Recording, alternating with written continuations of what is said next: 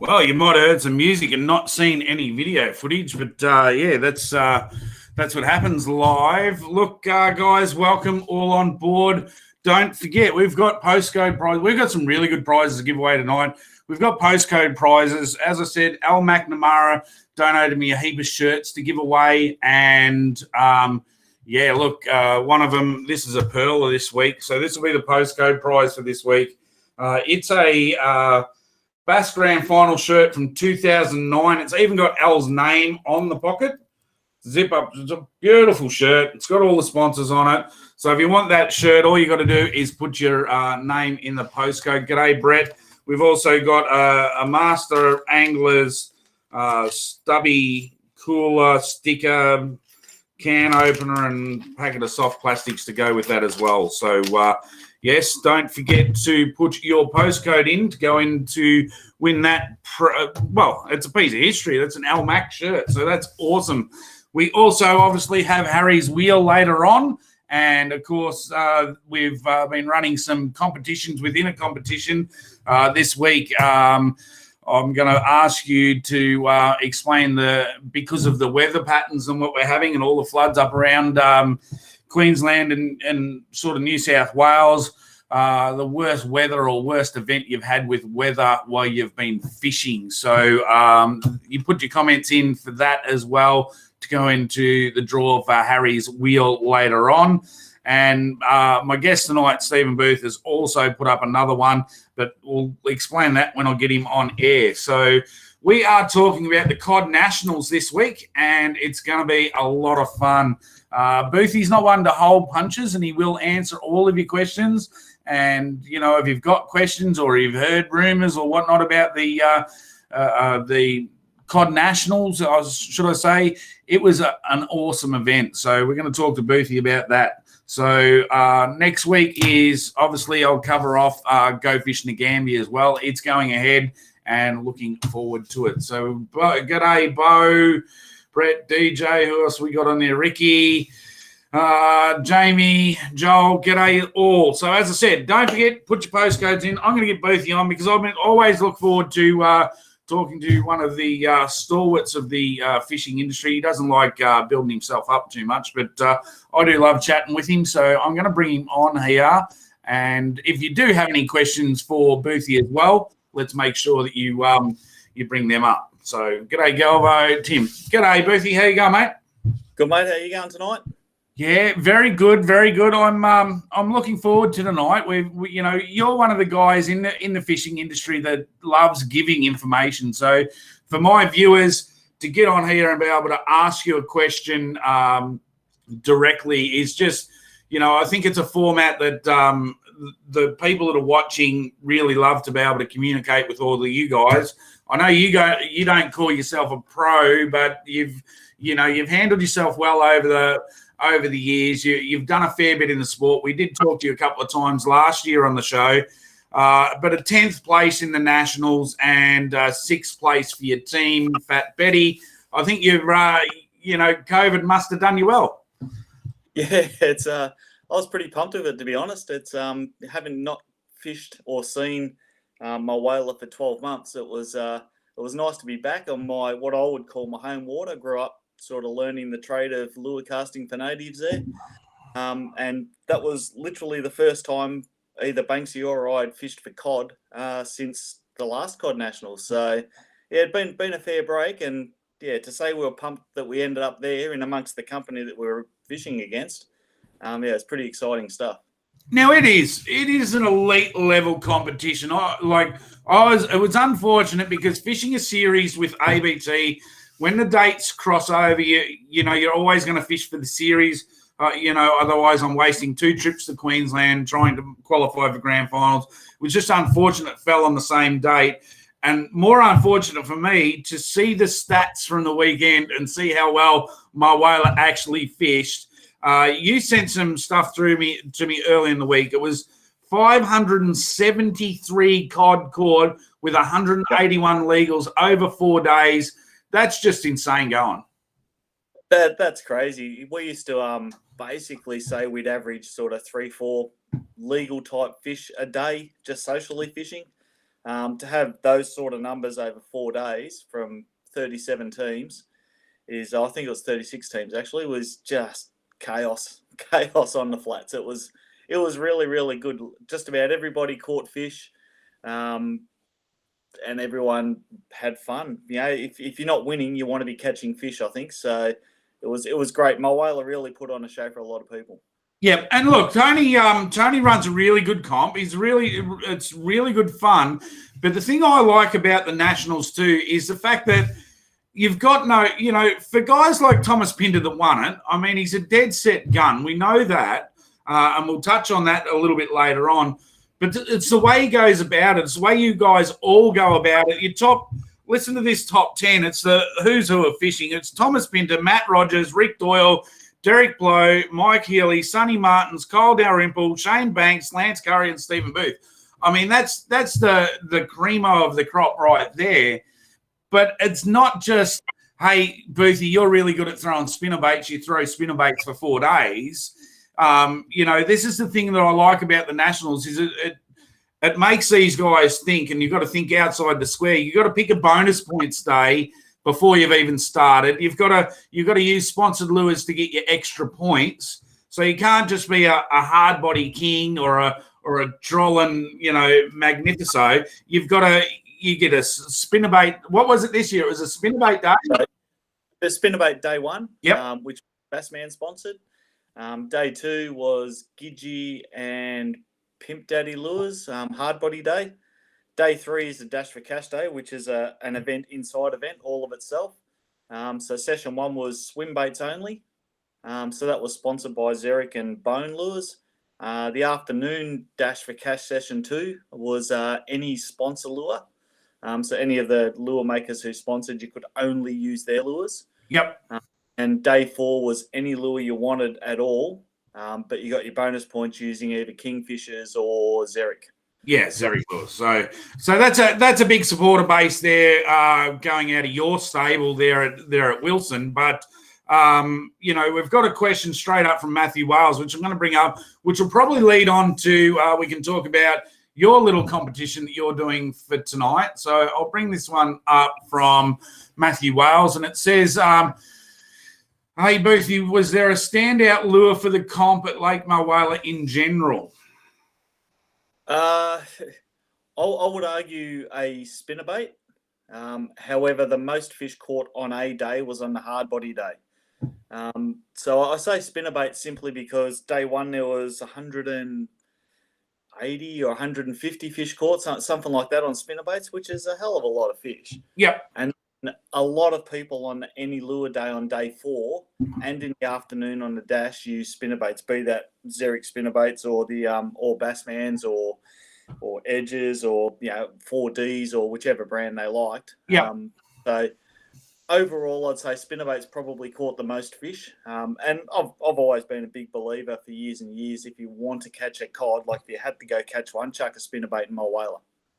Yeah, for sure. And look, I sat up there at Glenbourne, and for the first time in a long time, we had really good phone range at the campsite at Glenbourne. So I was watching every photo that went up, zooming in to try and get a sort of background of where you were, because I'm going there in a month, and there'll be some guys here that will probably have done the same thing. But it didn't seem to be a colour scenario. It was obviously the fish were just hungry. Yeah, fish were on. It was a real reaction bite up on the flats, which was great. And I'll touch on reaction versus fish feeding a little bit later if we get onto the live imaging technology. Yep. We do need to talk about. But yeah, the flats was a real reaction bite. It was at times, and we didn't do a lot on the flats. We did a lot more up the rivers. At times, it felt like every snag you chucked at on the flats that were about maybe a third of the way down from the river junction. Yeah. At Bundle.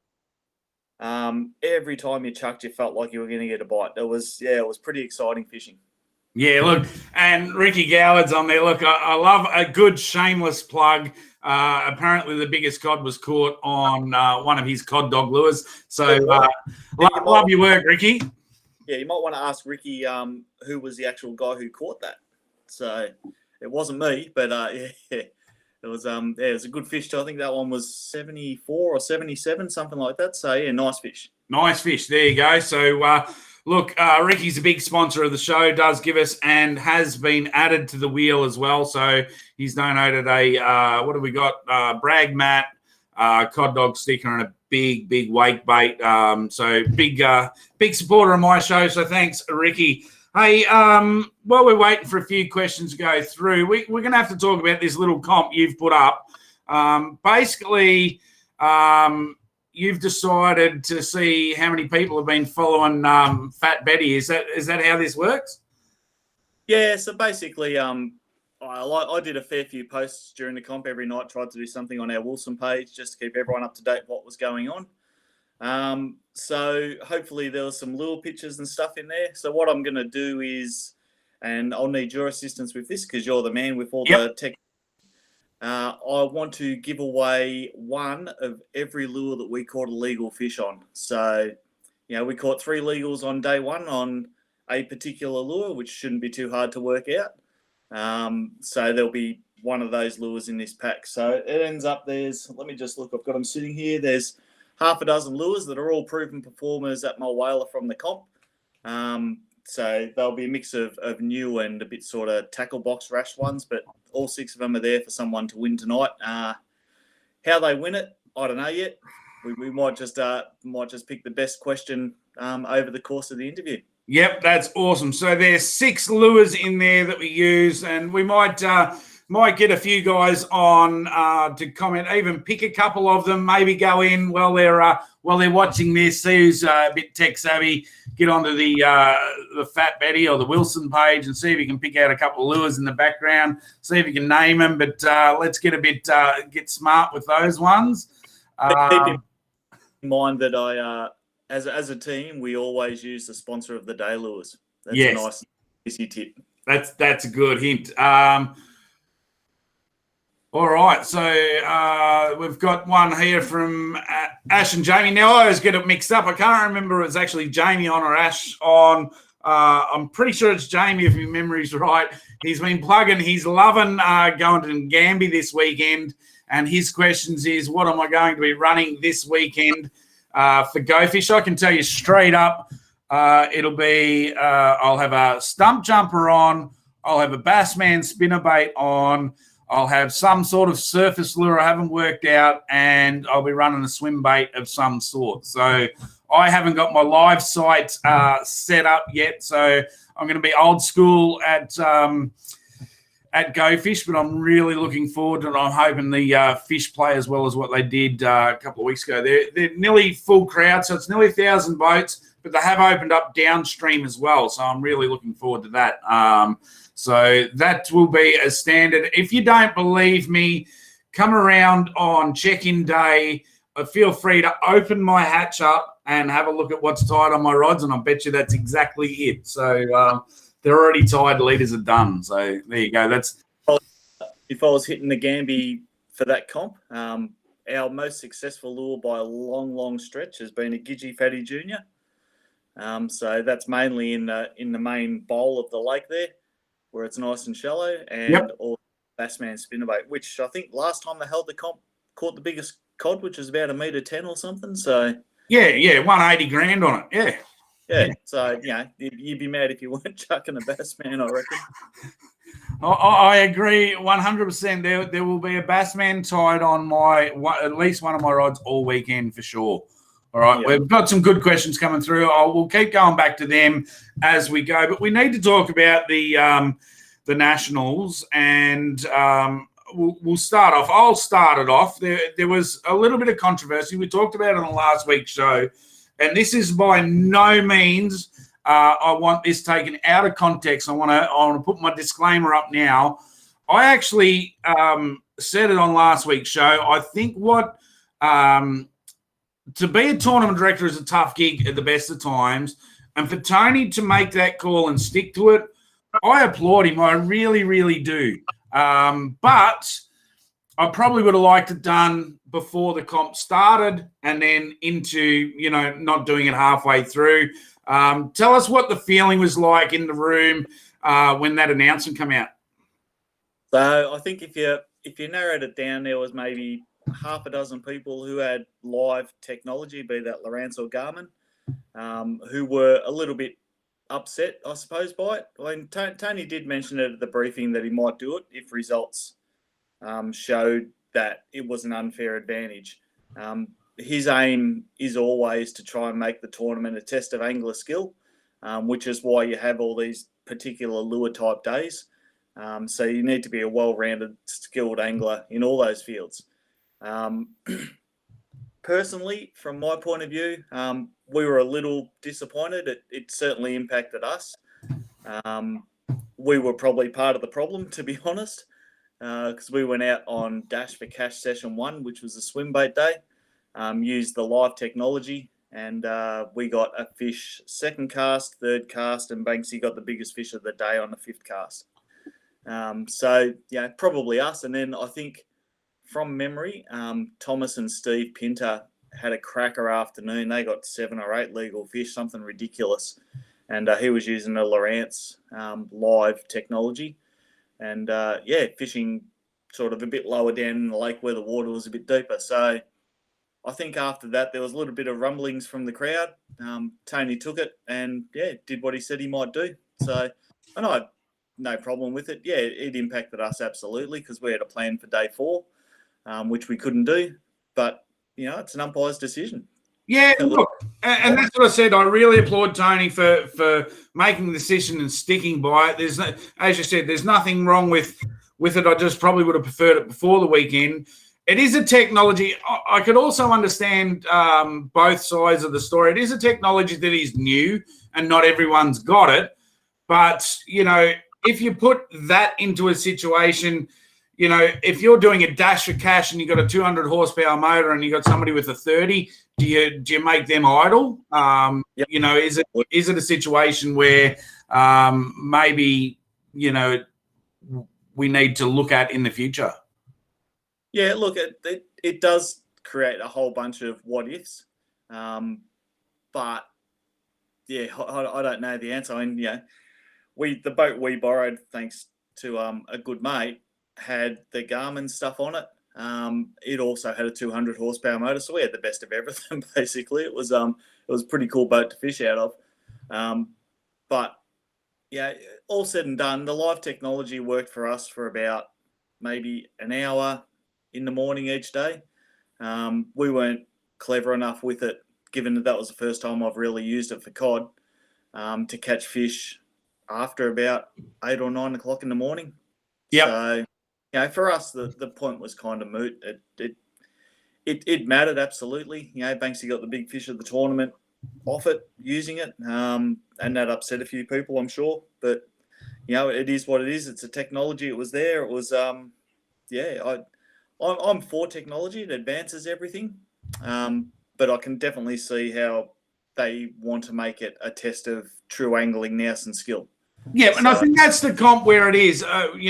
Being that you selected lures for certain days and stuff like that, maybe it is a comp where we just go, hey, let's ban all technology and let's see who's got the biggest grey matter and go out and work them out without it. I mean, I know there's safety issues with GPSs and stuff like that, but, it is a comp where you've really got to think outside the square. So maybe it was a good call. Not everyone's got the technology, so yeah. Exactly, and like I've said to a few people since then, and they were going, "Oh, you must have been spewing on the Saturday on the final day," and we had our plans mucked up by it, absolutely. But the story behind that also is we put the boat in and we had no electronics on the last day, 0. So we turned off a switch in a borrowed boat that we couldn't find or locate. We'd even rang up the guy whose boat it was. So we had no sounders, no GPS, no nothing on the final day. So, even if we were allowed to use it, we couldn't have used it anyway. So, it kind of didn't matter to us in the end. Yeah. And there wasn't a lot of, big rumblings about it. Obviously, all the people everywhere else were rumbling about it, but it seemed to be a fairly well accepted decision within the group. Yeah, absolutely. I think it didn't affect the result. Like we didn't lose the comp because of it. Thomas didn't win the comp because of it. So, you know, the other guys all know the lake backwards anyway. So, yeah, it's an addition to the skills. I've always thought that live technology makes great anglers better. And I think that's the case. It doesn't make a poor angler good, because a poor angler is still a poor angler. So, yeah, look, either way, it didn't matter. I don't think it impacted the result. Internally, in amongst the comp, I don't think people really cared that much. As always, all the people who aren't inside the comp probably got more worked up about it than the people fishing it. So, yeah, it was a no-brainer. It was no big fuss by the end of it all. So, yeah, it was all good. That's what we like to hear, and it is a great bunch of guys. And if anyone is interested, make sure you put your name down for next year and get your money in early, because Tony does cap it. It's a pretty prestige sort of comp. So, you know, let's support these guys that are doing a great job, and Tony does do a great job with that competition. But I do want to touch a little bit more. That's your first sort of foray into forward-facing live sonar. Yep. You know, and you're a big advocate for technology and learning. What did you learn from it in the short period of time you had it? So, short period of time that we used it, and we probably had 4 days, I suppose, including tournament days, that we actually used it. So I found out that even in 7 meters of water, Murray cod can hear your lure splashing on the surface, even when they're 5 meters down. So they're a lot more aware of their environment than you think. We tried things like spinnerbaits and chatterbaits to these cruising fish that you see out in the deeper water and in the flats, and they'd come up and look at the lure, but as soon as you engaged it and the spinnerbait blade spun or the chatterbait blade caught, it would just spook the hell out of them and off they'd go. Yep. So this is all daylight fishing. This isn't the dawn fishing, where a lot of people are catching some really, really big Murray cod at my whale at dawn fishing with live imaging. Also, we found if you use things like swim baits, and it didn't really matter the type, that more natural looking bait fish, you got more follows. And probably our lack of skill, and the guy who taught us and who lent us his boat operated about twice the efficiency of us, but we got maybe 1 in 10 fish to bite that we saw. So, you know, we'd have 10 fish, we'd spook 5 just from the lure landing on the water. 4 of them would follow your lure and be interested in it, but you couldn't get them to bite, and 1 of them would bite. Yeah, so I find it amazing. You know, some of the boys that have it dialed in, and we talk about this, and I think you just touched on it then, that, you know, I'm not saying it's easy, but I'll say it's easier to go out at dawn and dusk and chase these fish in prime times with live sonar. But tournament fishing in itself, when you're doing a 7 till 3 or a 7 till 5 and you're in daylight hours, and you're out there on a normal situation casting your ass off and you're going, what am I doing wrong? I'm going to change my lure. I'm going to change my color. I'm not getting – but you're actually seeing fish now. So it's got to be good for your thought process to go, okay, I'm in a spot that's holding fish. Yep. You know, maybe I just stay here and wait for that famous half hour my whaler bite time, because you know those fish are there, rather than with that. I'm just loving that forward-facing sonar scenario that I don't know how many times that I've gone, oh, shit, there's no fish here, taken off and done the run, and then find out that was that half-hour bite time and there was actually fish where I was. Yeah, and it does. It's the most beautiful and the most frustrating thing all at the same time. Yeah, you see fish, and we ended up calling fish bubblers by the end of it, where you'd throw your lure out and it'd be sinking down and it'd spook the fish for whatever reason. The fish got spooked. And they would just basically slowly merge down into the bottom of the river, or of the lake bed, and all these bubbles would start coming up. So they're disturbing the weed or the mud or whatever it is on the bottom. And we never, ever once got a bite from a bubbler. Yep. So, but if you chucked it in and a fish sort of looked like it spooked, but it didn't go down into the bottom bubble, it just sort of took off. If you could find that fish again, generally you could talk that one into having some interest in your lure. So it taught me a heap. It taught me a lot of information of reaction bites in the sticks versus real trying to imitate live prey that they're preying upon. Yeah. Out in that open water. I think they're a lot cleverer than we ever gave them credit for.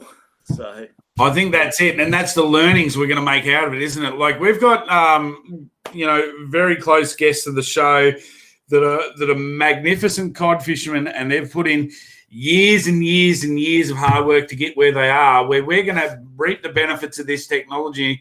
Rod McKenzie told me, a couple of years ago, that just because you caught a meatery doesn't mean that there's not other meateries there. And I sort of thought, I don't sort of believe that. For years, everyone's told us that, meateries are territorial and you won't get fish where the meateries are. And as soon as you get this forward-facing or live technology, and you're seeing almost schooling fish where there's multiples of big fish in one area, and they're not territorial at all in that sense.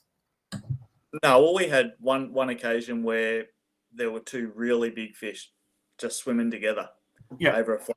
So, there was one area that we fished where, we went out early at 5 a.m, so just pre-dawn. And if we didn't see 15 fish that we were saying were over the meter in the space of an hour and a half, I'll go here for Tiggy. Yeah. Now, some of those might have been the same fish.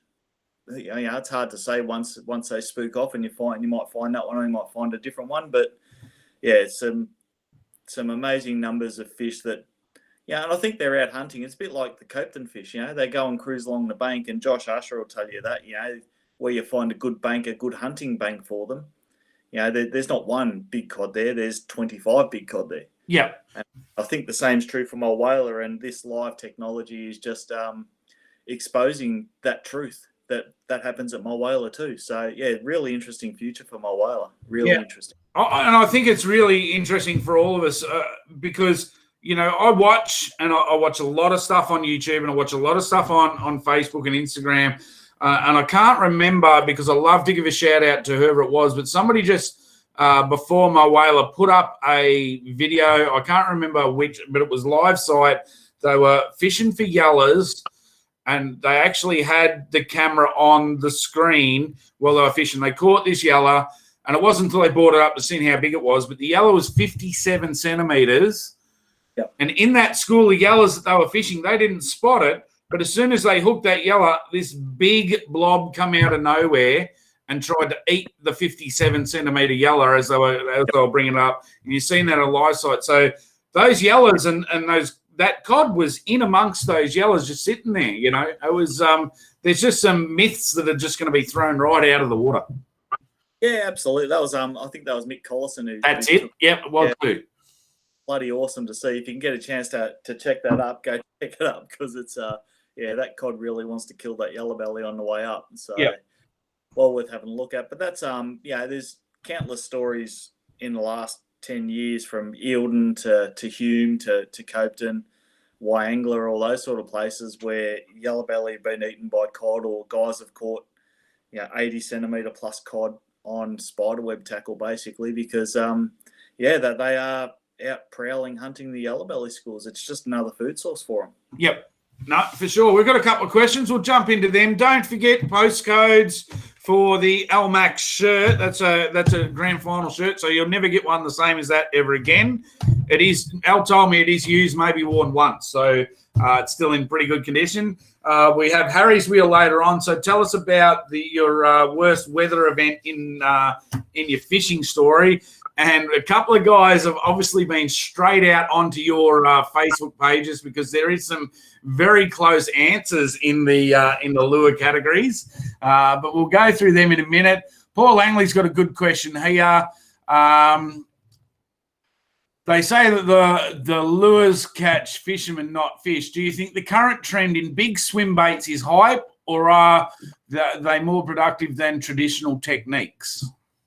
Definitely more productive for big fish, and there's a trend at the moment where the biggest lures are being shied away from for a bit more heavily pressured fish for smaller swim baits.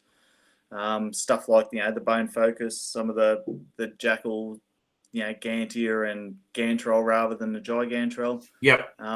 So Yeah, it's evolving, and it's evolving really quick. It's evolving every 2 months. The guys caught a lot of big fish on really, really big swim baits, and that all seems to be coming back as those fish get used to it. There was last year, not last year, the year before, when everyone was catching big fish on gigantrels in Mulwala. It suddenly all stopped, and a lot of the belief there was that the fish knew what the splash of a gigantrel meant on the water. And having seen the live imaging stuff, absolutely. They knew 5 meters down that a lure had hit the water above them. Yeah. So yeah, it's evolving. It will become more finesse and more keyed into exactly what's going to work. And there'll be different techniques for different times of the day, and different lures for different times of the day, and different chin weights, and all that sort of stuff. So it's going to be an exciting future. So big lures definitely catch bigger fish. Absolutely. You're not going to catch too many 50-centimeter cod on a gigantrel, for example, but you'll catch 50-centimeter cod on, say, a Focus 130. And you'll also catch a big one. Banksy's one was 94 centimeters, so wasn't far short of the meter mark, but a meter's just a number. 94 is still a 30-40 pound fish. It was a good fish. So yeah. Now, Bone is a sponsor of mine, and I'm loving all his products that he's been sending over. But I have been trying to keep the Bone focus a little bit quiet this year. Just coming out of COVID, I thought I had my own little secret happening here, just to get through this year, and then I was going to put all the photos up of all the fish. So you've let that get out of the bag on me. Yeah, blame Banksy. Caught a couple of fish in the pre-fish, and then the guys we were staying with down there, Pav and Mike Haley, on the pre-fish day, they got a heap of fish on one of Pav's favourite flat on the Focus as well. So we fished it off the live scope, and that was with chin weights. Yep. And Pat and Haley were fishing on the flats, just off the second eyelet. A bit more vibration bait, so you can fish them, top to bottom. It's pretty cool. Yep. So if anyone doesn't know, they can go on and check it out through the Wilson website, or you can jump onto Bones. But basically, with all the Bone lures, they're multi-universal. So there is one thing that I've been sort of waiting for my live technology to turn up, which I'm hoping I'll get next month myself, is to do a lot more vertical fishing for cod in that deeper, as you said, that 7, 8, 9, 10 meter mark, and actually using that Bone as a jig, or almost like an ice jig, working that 130 up and down, because it is a lure that is designed to do multiple things. And I think that will entice some big cod out of snags in sort of years to come. So have a look at those videos if you're out there on YouTube and whatnot. So thanks for that question, Paul. As I said, don't forget postcodes, wet weather events. Let's tell us a couple of those. I'm going to go through some more. I think Kyle might be taking the mickey with this next question, but I'm going to bring it up anyway. How did you find fishing the weed at Mulwala, Boothie? What was the standout for fish locations on the timber, weed edges, or both? Everywhere.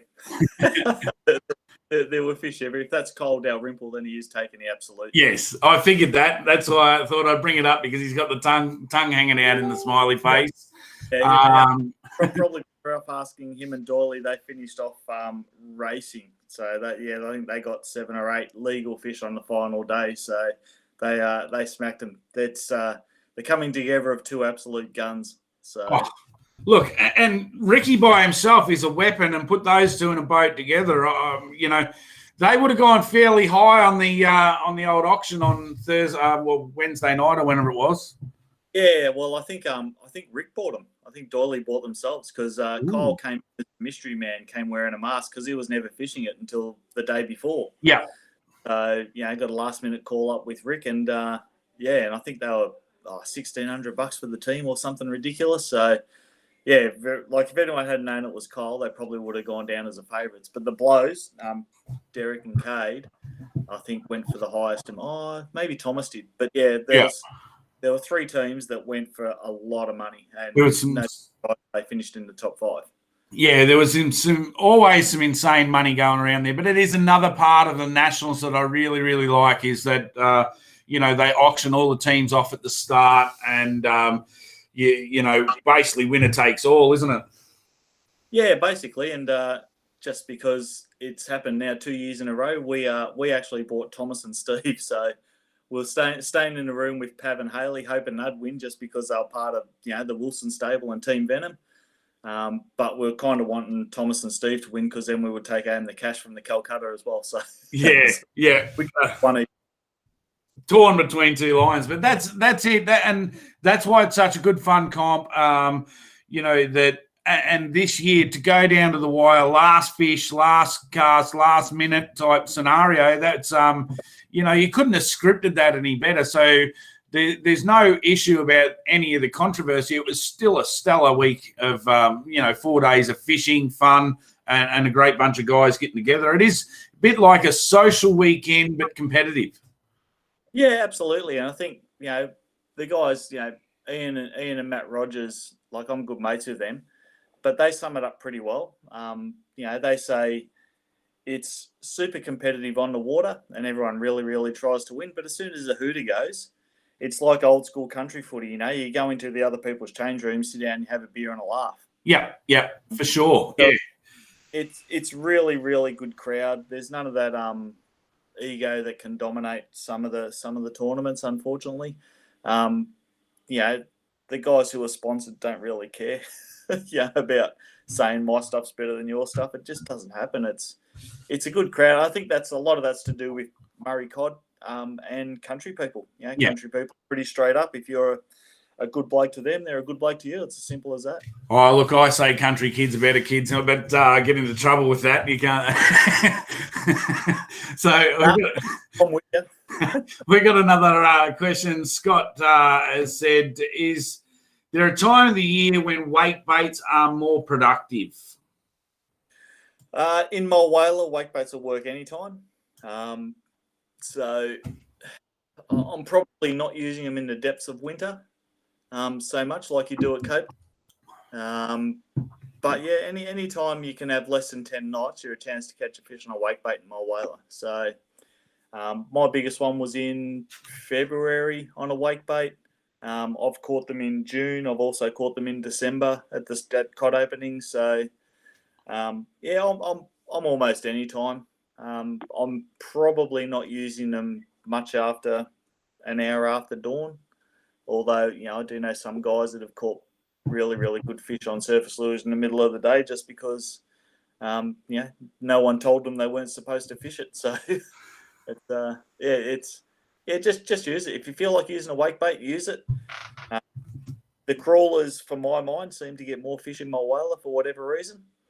But I have seen a lot of really, really good fish caught on things like, the stalker and mud-eye rattlesnakes and that sort of stuff. So yeah, they all work. It's just you're limiting your numbers of fish by being on top, but you're probably going to get bigger fish. Look, and outside comp hours, here's a little gem from me, especially if you're going to a dam like Blowering, Copeton, Wyangla, where you're not so much fishing within the timber regions and you're doing a bit of night fishing or whatnot. But we always have the dog turd out the back when we're social fishing, which is basically get your big wake snake, stick it out the back, put it in the rod holder, and just keep working your bank. And you'll be surprised how many meter cod come on that little thing that's hanging out the back in the rod holder. Yep, and that's one of the tactics the guys use in my whaler as well. I mean, I'm not fishing my whaler deep in the snags in the middle of the night when there's no moon because I'm way too scared and I'll get lost and I'll break everything. But there are guys who do it and they do exactly the same. Just toss it out 20 meters out the back of the boat, just leave it there in the rod holder. Yep, no, that's awesome. Now, Harry's given me the postcode for tonight. So the winner of the LMAX shirt. Now, this is all random. If people don't think that this might be rigged or whatnot, this is 100% random. Harry just picks a name or whatever. He doesn't know who's who. This one's actually going to Shane Richards. Shane might have actually given him some hot chocolate when I was up the dam the other day, but there you go. Shane Richards is on for the LMAC shirt. And just going through the comments here, we've got some some bone focus lures. Some guys there's a giant ruby in there. We've got what else have we got? We've got some bone focuses. So they're all on there looking. I can tell you that there's a lot of people that are very close to. There's one person that might be very close to getting them all. So that's really cool. Yeah, as long as that's not Shane Banks, I'm okay with that. Yeah, no, not Banksy. It's all good. It's all good. Let's go through, see. What else have we got? Another question. Here's a good one from Galvo, actually. I'm liking this one.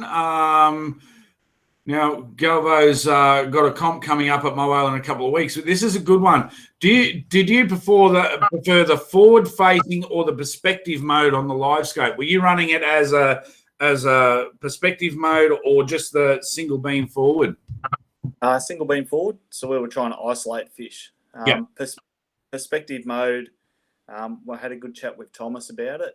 Tony actually allowed everyone to use perspective mode, be that Lowrance or Garmin. So for anyone who doesn't quite understand what that means, it's basically like shooting your sounder beam out flat in front of your boat rather than a single beam vertically. So you can get an idea. And Thomas and his dad were finding schools of bait and getting fish off schools of bait. So in perspective mode, rather than that sort of single beam. So yeah, it has its uses. I had a good chat to the guy whose boat we borrowed, and he's likely to change those around whenever he fishes. Just change from perspective to the other one. It's a little bit complicated because you've got to pull your pole out and change the head setup. Yep. But he can see the advantage of both modes now after having a bit of a look around. So yeah, it's what we fished it. Isolating fish, and the way we were fishing, we needed to know what depth the fish was. Perspective mode is a little bit tougher to know what depth the fish are actually at, as opposed to the sort of single beam or panoptics view. Yep. It's perfectly easy to find how deep they are. Yeah, excellent. So just got to say, Shane, send me a PM with your address so I can send that shirt through to you. We've got a great question here from. Now, I might have got his name wrong last week, but he didn't correct me. He did win a prize. Elon.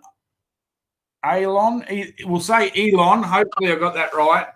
Is there any good Murray cod fishing spots in Queensland? You're based out of that area now. You grew up down here. I would say straight off the bat, I believe he's from out Dalby way, so I'd be hitting up St George, but give him some other places to go for the Queenslanders.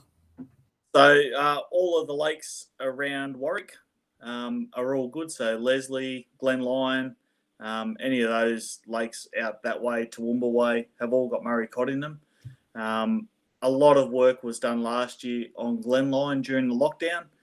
People couldn't travel to Copeton, so they decided to go to Glen Lyon. And, magically it had its best season of big Murray cod fishing ever. So the fish are absolutely in all those lakes. They've been stocked by stocking groups for the last 20 odd years. So, 20-year-old Murray cod's definitely over the metre mark with the food that's available. So all of, go and have a look. They're all got cod in them.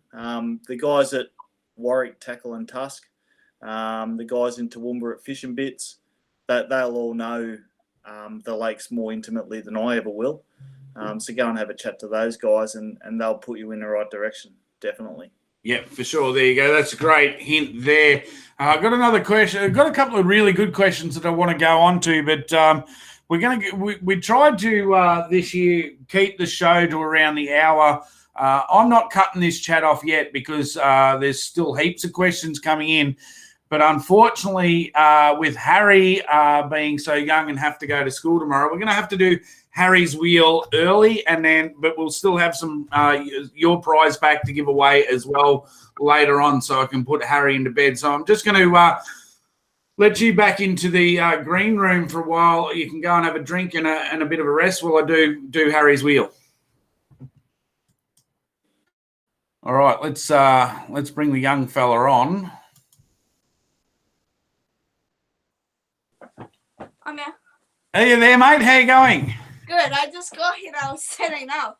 Yeah, no, you keep setting up because I've still got to pick a. We were doing it as a weather-based one for tonight's show. I'm just going through, checking if there's any other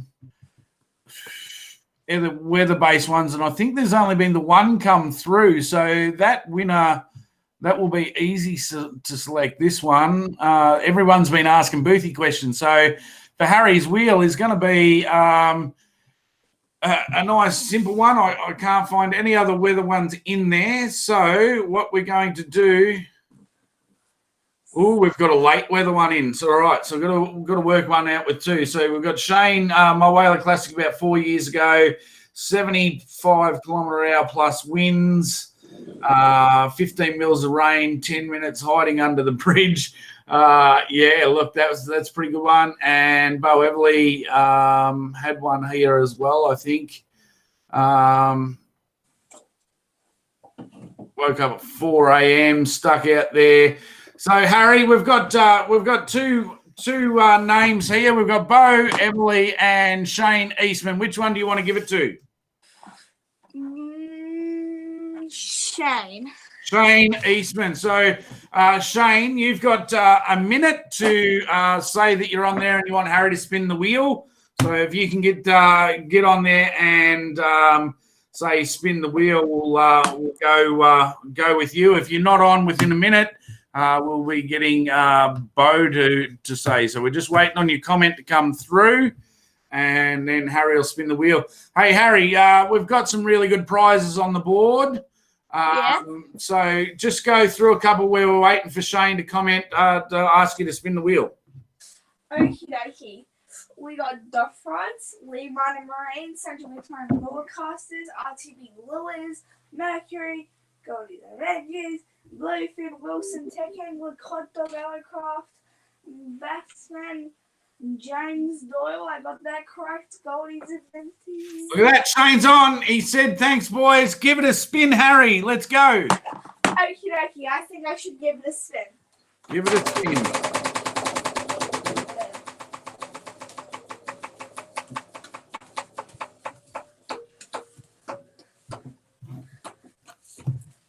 And we got Bassman. Oh, Bassman prize pack, I believe that one is. Yeah. And the Bassman spinnerbaits. There we go. So we've got a heap of Bassman spinnerbaits and a Bassman sticker for you, Shane. So if you can send me through your postal address, I will post them up to you. So that's a cracking prize. Thanks to Bassman. All right, Harry, thank you very much for another spin of the wheel tonight. You're welcome. I'll see you later. If anyone does want to catch up and get an autograph by Harry, he will be at Ngambie this weekend, all right? Come over and check us out. We'll be in the, I think we're in the hub next to the rowing club. So if you want to come over and say good day to get Harry's autograph, come over and see us then, all right? Okay. Bye-bye. Thanks, Harry. Right, there we go. So we've been able to give away another prize, which was a Bassman pack. It seems to be the wheel's been very appropriate. People might think it's rigged with the shirts and the wheel, but every time we've had somebody on, people have gone out and spun the wheel, and it's been something to do with them. Boothie's been talking about Bassman all night. Bassman comes up on the wheel. It's just the way that it goes. So we do have Boothie's. I'm going to bring Boothie back on here. But we do have still Boothie's prize back to give away, which is 6 lures. And you just got to, later on this show, Boothie will pick out who he wants to give it to. But you've got to name a couple of lures at least in the comments to even be thought of for that one, I think. All right. Absolutely. Let's go back to these questions, mate. We've got some really good ones in here.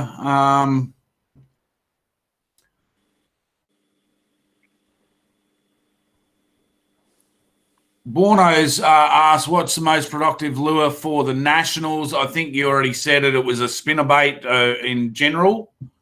Yeah, they've actually fished really well, the Central Vic Lurecaster boys. They had a really good last day, and I think they came second in one of the sessions as well. So yeah, they have a crack, those boys, and good fun while they have a crack too.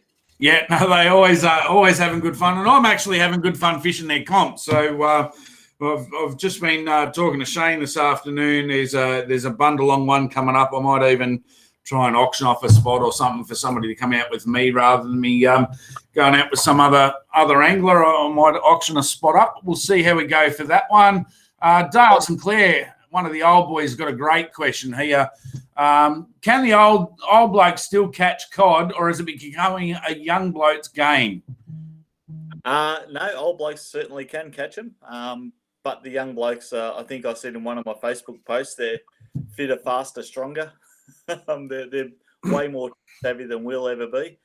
And they're just better. And that's just the way it is with all sports. Let's call fishing a sport for the moment. You know, the next generation get better. But everything, as proved on the final day where we had no technology, everything I've learned over 30 odd years of fishing there still works, and the fish are still there. So yeah, the old blokes can still catch them, Dale. Don't worry. He knows how to catch them too. Don't let him trick. He does. He's quite a competent fisherman over multiple different species. But I think you're right. I think, especially for something like the Nationals, which is 4 days, and for some of those guys out there, there's no pre-fish ban. So they might have put in 4 days before. So they're doing 8 straight days of tournament fishing. I don't know how they do it. I mean, I'm wrecked after 2 days. And struggle to stand up. You know, I've got to put the cheat seat in the boat some days. Yeah, absolutely. We had the joyous pleasure of having to walk up steps every night into our cabin. So once we got up the steps, no one ever went back down the steps. That's it. Matthew Wales has got a question here. What would be your favourite way to trick up a lure? Well, it depends what it is. Let's talk a spinnerbait. I've got 2 trains of thoughts, and one's influenced by Glenn Casey, and one's influenced by Roger Miles, who's probably the greatest mulwhaler fisherman I know. So Roger taught us very early with spinnerbaits to trick them down rather than trick them up. So he'll use, or taught us to use, single willow blades, lightly dressed, no stinger, real simple spinnerbaits. Of course, Glenn from Bassman basically made those for Roger. That passed on to Ainsey and I, and we've caught tons and tons of fish. The first freshwater masters that Banksy and I fished together at Mulwala, we only used those lightly dressed single willow bladed ones with no trailer, no stinger, no nothing. So yeah, really tricked down rather than tricked up. It's funny you say that. Sorry to interrupt. I'll let you go on to the rest of that. But the recent bundle-long round at the Central Vic on the last day, Declan and I won the cash by doing exactly that. It's not something that I knew, but we weren't catching them. You're throwing the bigger spinnerbaits with the soft plastics and the big blades. We decided to downsize and went with the willows and no plastics and, trim the skirts a little bit, and they worked. So obviously that wasn't just a fluke by our behalf. It actually works. I've always said that a good idea in fishing is thought of by 20 good anglers. They're not, Roger's not the only one to think of that. He's the first one I knew to think of it, but he certainly wouldn't have been the only one. You're coming in probably 20 years later than Roger and coming up with the same theory. So, it just shows that anglers who are thinking about their stuff all come up with similar ideas, which is great. As for tricking up, then you do start talking about spinnerbaits again, with trailers, with plastics, with stinger hooks, all that sort of stuff, with double thick skirts where you're trying seriously to make a bigger profile. That tends to be a bigger fish catcher. In Mulwala, I think most of the tournaments, and this will change, Steve Galvin's one will change the way tournaments are fished because you've got to catch your 5 biggest cod. But most of the tournaments in Mulwala are 1 by 60 centimetre fish and catching multiples of them. So to get those rather than the 53s or the 52s, which are everywhere, you can put a big plastic trailer on and a stinger hook and bulk up the skirt and just make it a bigger profile so that it attracts that slightly bigger fish. So yeah, that's, tricking up. That's pretty much what I'm doing. I'm not much into scents and the like for reaction baits, but I'm certainly not saying don't use it. I'm saying we don't find it if we're reaction fishing. And if you're fishing the snags, reaction bites are that way. Again, on that live technology, you might use some scent because you're really trying to make the fish think that it's a real fish that they're chasing. So yeah, that's sort of my thoughts on tricking up. Most of the hard bodies I wouldn't necessarily bother tricking up. Most of the Aussie lure makers do a fantastic job in choosing colours and actions. The only thing I would change sometimes, because of cost, they come out with cheaper hooks and rings. So just fix those up to suit the tackle that you're using. Yeah, 100%. No, I'm kind of a dumb fisherman when it comes to stuff like that. I figure that, Glenn Casey knows more than me. So if he's selling me a spinnerbait, I'm trying to use what he's putting out rather than trying to trick it up myself. But these young guys out there, they fiddle with some stuff and work it out themselves. So yes, I might be a dumb fisherman, but I think Glenn knows more than me. So And just on that, I suppose one example on day 4, with the being the Xeric day, it was important for us to use the Xeric Infinity Blade spinnerbait rather than the Bassmans that I'd normally use. Yep. And we found they come with a twin blade setup, and we found that if we snipped off the middle blade and just had a single blade up the top, they felt a bit better through the rod, and we actually caught a few more fish. So we ended up doing that a lot. But we had guys using those spinnerbaits and sending me pictures through work, which had flat shads in the back and stinger hooks hanging off them, and they'd got out the textures and coloured in the skirts and all sorts of stuff. So the beauty of having an elite field of anglers use some of your stuff is that they will show you what you need to have, because they're all very clever anglers. So yeah, for sure, and that's it. So that sort of leads into you said that the and there's been a couple of other questions about rods and reels and whatnot earlier on in the night. Bo's asked here, Boothie, can you explain your rod and reel setup, please, for the weekend? But I think you just sort of nailed on a bit for anyone that's out there that's looking to get in and maybe jump in and buy a rod and reel. Just give us I suppose, not so much, hey, go out and buy this rod, because that's not what everyone's sort of after, but what you're looking for, what they should be looking for in say, a spinnerbait rod or a hard body rod or. Yep. So I'm probably for a softer rod for a spinnerbait rod. I like a little more parabolic action. So we tend to use a 6 kilo 7-foot Venom. And that's, obviously we're going to be using our rods. So yeah, of course. I'll preface that by saying I work for Wilson's. But I also found I used a 684 Bone Voyage rod, which was really, really nice. So that's a 4-piece travel rod from the Bone stable. With that, we put on a 200-sized reel, filled with 20-pound braid or 30-pound braid, and a 30-pound leader.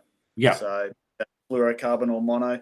I'm not 100% on if fluorocarbon or mono is a better leader material as yet. I'm sure some people will have other ideas. With the swim baiting on the live imaging, we found that we ended up going straight fluorocarbon, straight 28-pound fluorocarbon, I think it was. Yep. And that was fished on the Shane had a Venom crankbait, and I fished mine on a Bone Drago 72H. So yeah, so just to give you an idea of what we do. So the idea for the guys using the swim baits with fluorocarbon straight through is that it just gives a little bit more softness in the whole approach, and allows fish to swallow that lure back a little bit better. Yep. So that's, the good guys at Y-Angler basically taught me that. There's a whole bunch of guys at Eildon doing that as well. And advocates for it are absolute 100% dyed-in-the-wool advocates for fluorocarbon. You can't talk them out of it. So it's worth having one and trying it for yourself, because some people fish differently from other people, and braid might work better for them than fluorocarbon. But if you don't give it a go, you'll never know. So thought we'd give it a go, and it worked pretty well. Yeah, look, I have this argument. This is a flat out argument in the bass scene at the moment, whether you should be going straight through, whether you're throwing braid leader combos. I still can't get it right to go to the straight through sort of scenario. But the guys that I fish with are all over. Benny Farrow, guys like this that fish really well with the bass scene, they're all straight onto it. And he keeps saying, Corey, change your cod gear over. Corey, change your cod gear over. I don't know. Maybe I'm old and stuck in my ways and I don't have a problem tying an FG knot, so I don't have a problem with it. But, yes, go out and give it a crack and see if it does help. There is that sort of people have explained it to me in a way of, you talked about a softer rod. Well, trebles versus single hooks and, catch rates can be different between the two. I'm yet to be proven right or wrong on that. Give it all a go. Yeah, give it all a go. And to add to that, I'm probably never using fluorocarbon straight through for snag bashing. Yeah. I can't see myself doing that now that I've done braid since it first came out up at my whaler. I like the feel. It gives me more immediate feedback. Whereas out in the open now with that live technology, you're watching it unfold in front of your eyes rather than feeling for it. So, but then, I have that question on the first day. We had 15 bites on the first day, which is a ridiculous number of bites, and we only landed 5 fish, and that was snag bashing up the river. So, maybe fluorocarbon might have changed that to 7 or 8 fish. Who knows? Yeah. Who knows? So, you just got to try it. It's hard when you don't have the time and you want a quick answer, but unless you try, you never know if it suits your style of fishing. That's correct, and everyone is different. So go out and try yourself. We hold no punches on chewing the fat. We will go into any sort of situation and talk about anything. I think this might be a little bit of a G-up question here from Nick Brown. Now, this might be a little bit more bass space scenario. There's been a bit of controversy in the bass space this week about live weigh-ins. So he wants to know if the event was app-based or just texting once you'd caught the fish. And do you think live weighings will be a thing of the past in years to come? It's coming. Transporting fish around in live wells is probably not ideal in the long run. We'll get pulled up on it at some stage. I don't personally think it really impacts the fish incredibly much. But having said that, Cod Nationals is take a picture, release the fish on site, and you text in the photo. Freshwater Masters is 50-50 in my whaler because of the size limit on the cod. It's take a photo in the cod, but it's also live measure in the bass and the yellow belly. Yeah. These are still live weigh-ins. AYC is live measuring, but the boat goes around to you rather than you have to drag the fish around to them. So, yep. There are a heap of different ways. I can see the time where someone will land on our heads and say, you guys have to stop that because it's just the way that it's going. Yeah, for sure. And it's a bit sad, really, because there's 100 different reasons why it should or shouldn't happen. But I think with the aspect of, everyone says, oh, you're holding the fish wrong or you're doing this or you're killing the fish. Well, I run the caravan park at Boondooma Dam and BP Dam, was heavily fished for tournaments for the 7-8 years that I was there.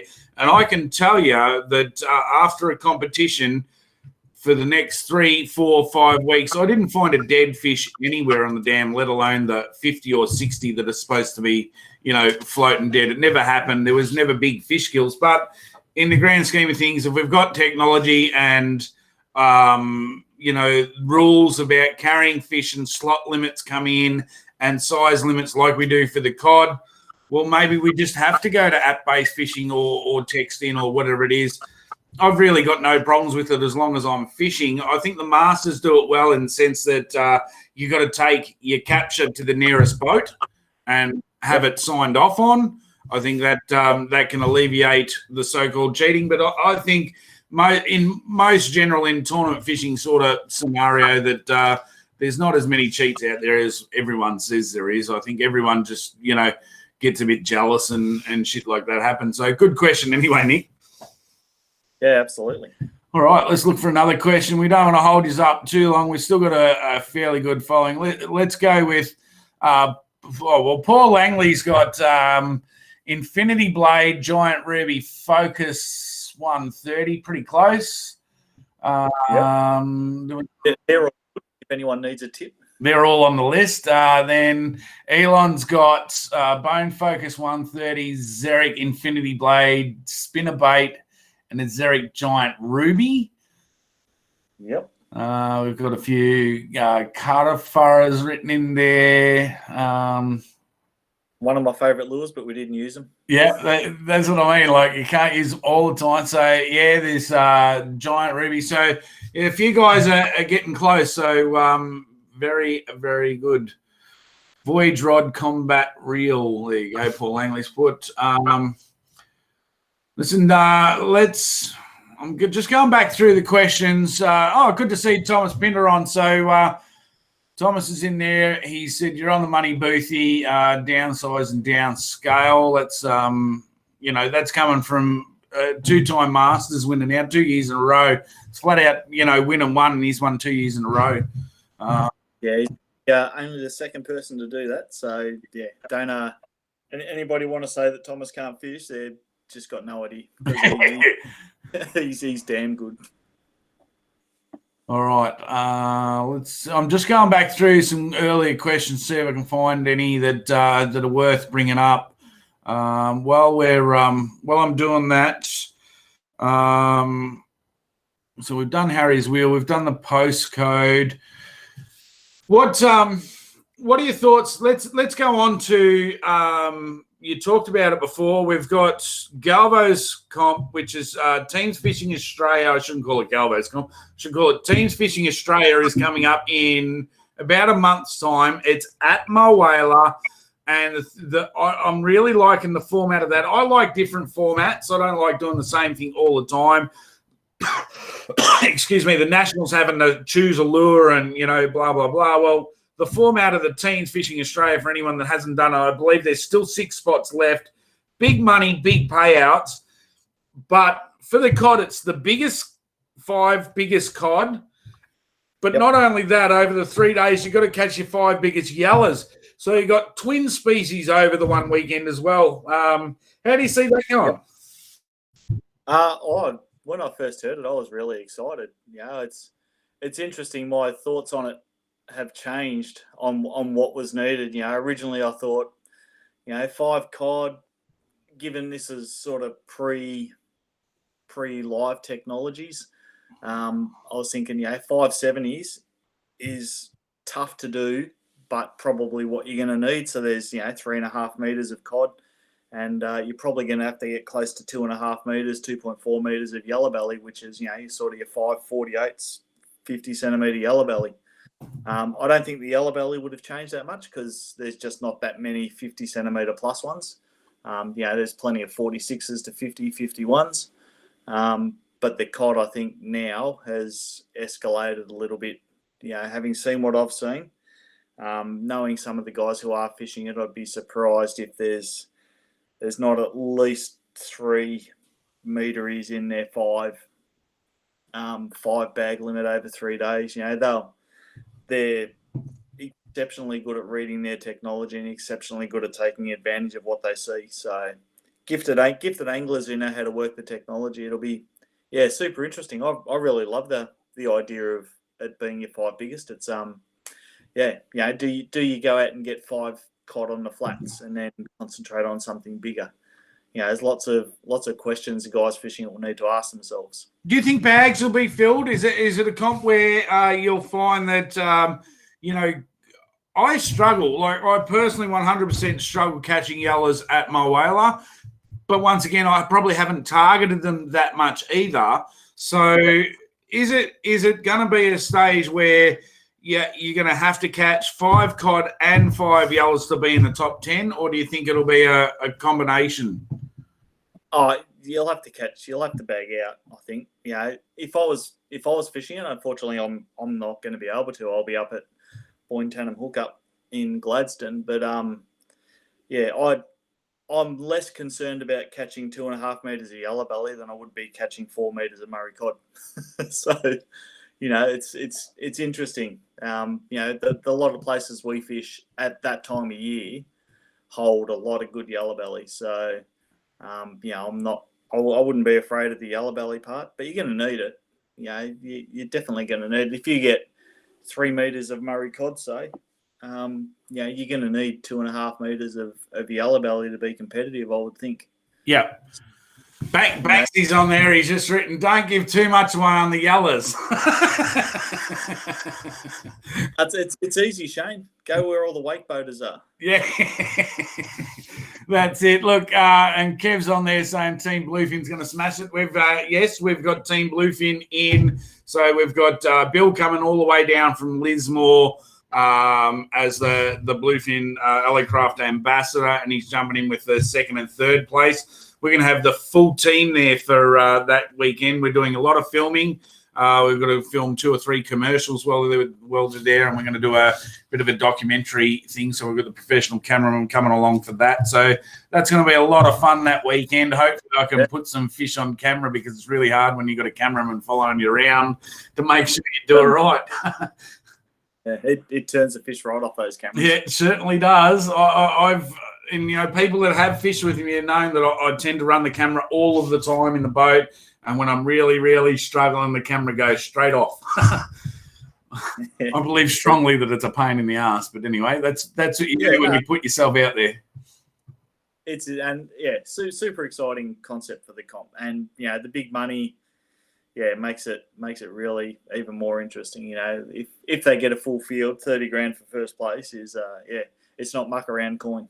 No, and it's not. And we've decided to go with the when you talk about cod fishing, sometimes you talk about 1,000 casts and whatnot. So Benny Farrow and Matty Langford and I have teamed up, and we've gone 3 up in the boat, because we figured then we've got 3,000 casts rather than 2,000 casts. So we've gone with the ratio type situation. But then if you do get in the money, it is a 3-way split. So, there's both sides of it. You work out what you want to do, but we're going with the majority cast rule. Yeah, it's like when we bought Thomas and Steve into Calcutta at the Cod Nats. It was a syndicate because none of us could afford them. Yeah. And look, money's on. It probably wasn't a bad bet, considering that he's had good form going in, and live technology obviously makes it. He's running that now, but he was a good fisherman before live technology. So there's a few of them out there that are on it and really dialed in. Hey, listen, mate, I said I'm going to try and keep the show to an hour each week. We've gone well over the hour.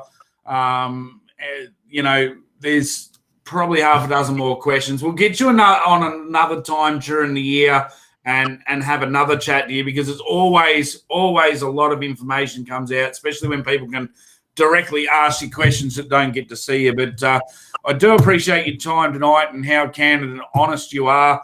I need you to maybe go through some of those questions, and I think I'm just going through it at the same time to see who won your little lure box, and I think the one that Paul Langley got really close. He named Infinity Blade, Giant Ruby, and Focus 130, but I think it was the young fella Elon that may have got even closer. He had the Bone Focus 130, the Zerich Infinity Blade, a spinnerbait, which obviously he didn't know that it was a Bassman, but close enough, and a Zerich Giant Ruby. Yep. So the only one they're really missing out on at the moment is hard body day lures. So, yeah, if one of you boys can get in there, and I can't even remember what it was. I'm going to look that up. You got any shout-outs you want to give, mate? You're always on here, looking after other stuff. No, not really. Just the guys at work who let me do this sort of stuff is it's pretty awesome. So, I'm lucky to work for a wholesaler who is very keen on their tournament fishing. So, yeah, Wilson Fishing, Venom Rods, Bone Lures, Zerrick, all that sort of stuff. We do all that. So that's my biggest shout out. Cool company, cool people. They insist on having fun, which is just the way I like it. No point doing it if you're not having a laugh. Yeah. Glenn from Bassman, been not only a mate but a good help. He literally dragged me kicking and screaming into the world of spinnerbaits. I refused it for as long as I possibly could, and it was his fault, so I blame him. Obviously yourself for doing this sort of stuff. I think the industry needs these sort of forums where you can just have a chat to people who you just don't get a chance to have a chat to. Hopefully, my work in fishing magazines for basically my whole life has been about sharing information with people. So, that's just what I like doing. I want people to catch more fish. So, if it helps in any small way, shape, or form, good luck to them. I hope they catch a good one. No, I do appreciate your time because it is awesome. I think we've actually got a winner. Let me read these out to you because it was the first one in. I'm going on time frames. So we've got young Elon's gone back for another crack, and he's gone Bone Focus 130, Zerrick Infinity Blade, Spinnerbait, Zerrick Giant Ruby, a pimped up lure, and a Gidgey Fatty. He's close. It was a Fatty Junior, but Fatty's good. At least he said Gidgey. Yeah. Well, let's see if Paul Langley's beaten that. He's gone Infinity Blade, Giant Ruby, Focus 130, Gidgey Lure, and a Pimp Daddy. Yep. Just missed out on the Bassman one there, but. And then he's gone back for another go with the Bassman in there. So I think it's out of those two have had a really red hot crack at that. Paul Langley and young Elon Cloty. I'll say that because I can't pronounce his name. So give you the toss of the coin on that one. Right. Well, because I'm me, then I reckon they both win, and I want to hear you say Elon's name properly. All right, so I'm gonna actually contact Elon this week to get it right for next week's show. It is Elyon, so I'm saying Elon, and Cleote because it's Cloete. I've got no idea, but Elon, I'm going to contact you and get you to tell me how to pronounce your name properly. And Paul Langley. So if you two guys can send me a message to Corey's Dam Fishing and with your address, I will forward that on to Boothie to get you your prize packs. I really appreciate you doubling that up. That's really, really good. I just want to hear you say the name. That's all. I can't. I think it was last week he asked a question. I brought it up and I sort of, okay, I don't know how to get that out. So, that's all good. Hey, look forward. If anyone is going to go fish Ngambie this weekend, I am there for a chat. I'm pretty approachable if you want to come in and, say good day to the campsite. Harry and I will be there. Harry loves the communication with anyone. So if you do go past and give him a high five, it would make his day. And when it makes his day, it makes my day. So thank you all for watching tonight. Thank you again, Boothie, for coming on. We will get you on again later in the year. I could talk for another 2 hours. There's a few guys, and I did 50-odd shows. Oh, what was it?